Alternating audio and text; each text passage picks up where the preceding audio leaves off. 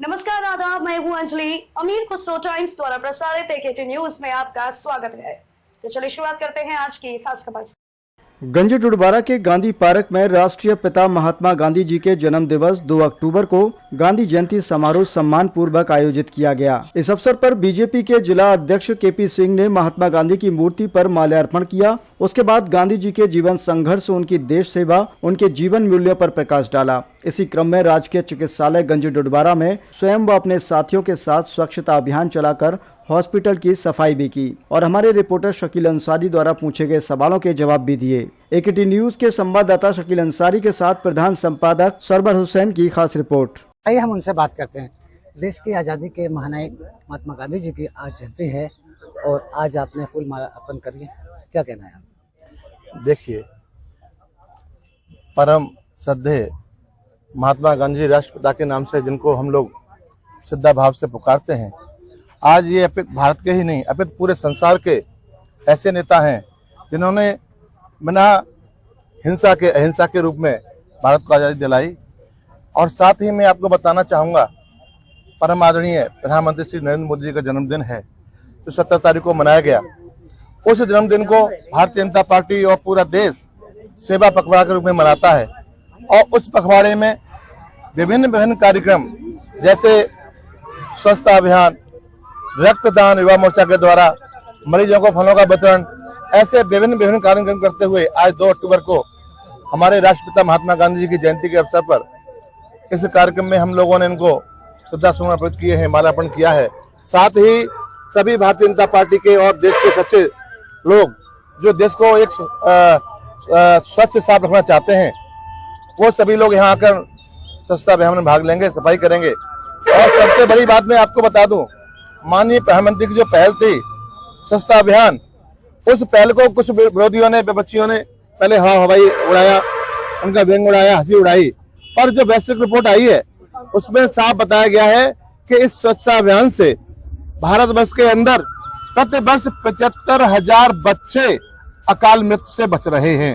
ये बहुत बड़ी बात है और ये सब माननीय प्रधानमंत्री जी का और पूरी जनता जागरूक हो रही है, उन सबका सहयोग है। आज भारत स्वच्छ हो रहा है और ऐसा वातावरण बनना है कि बीमारियां यहाँ से दूर भाग रही हैं। ठीक है, अब अस्पताल में जो गंज डुडबारा का अस्पताल है उसमें आए हुए हैं अध्यक्ष जी। ये ऑक्सीजन के लिए यहाँ प्लांट लगा हुआ था, जो कोविड के दौरान जो है सरकार ने यहाँ करोड़ों रुपया खर्च किया और ये कोविड का ये वैसे दिखावा हो रहा है, इस पर ये 100 पीस बने हुए हैं यहाँ पर। क्या दरअसल हुआ क्या है आप जानते हैं, कोविड महामारी को पूरे देश ने अपने मेहनत से, माननीय मोदी जी के प्रयास से काफी हद तक सफलता पाली है। और जब सुख मिलता है, सफलता मिलती है, तो कहीं ना कहीं आप जानते हैं आलस आता है, लापरवाही होती है। पर अब हमारी सरकार दोबारा से सक्रिय हो गई है और जो भी प्लांट लगे, ऑक्सीजन प्लांट लगे, अन्य सुविधाएं हुई हैं या वेंटिलेटर शहर के अंदर भी है, तो वो सारी की सारी चीजें दोबारा से सुचारू रूप से सही की जा रही हैं और व्यवस्थित की जा रही हैं, जिससे भविष्य में कोई भी ऐसी बात आती है तो उसके लिए हम अलर्ट रहें, तैयार रहें। तो आप अंदर का नजारा अध्यक्ष जी आइए हम देखते हैं। स्टाफ की भी यहाँ अक्सर कमी रहती है तमाम मरीजों को, मतलब जिस तरीके से पिछले जो मुकेश जी थे उनको नहीं, मैं यहाँ से जो जिन हालातों में उनको यहाँ से जो है ट्रांसफर हुआ है उनका, तो आप इसने चार्ज लिया है, तो क्या यहाँ की दिशा बदलेंगे?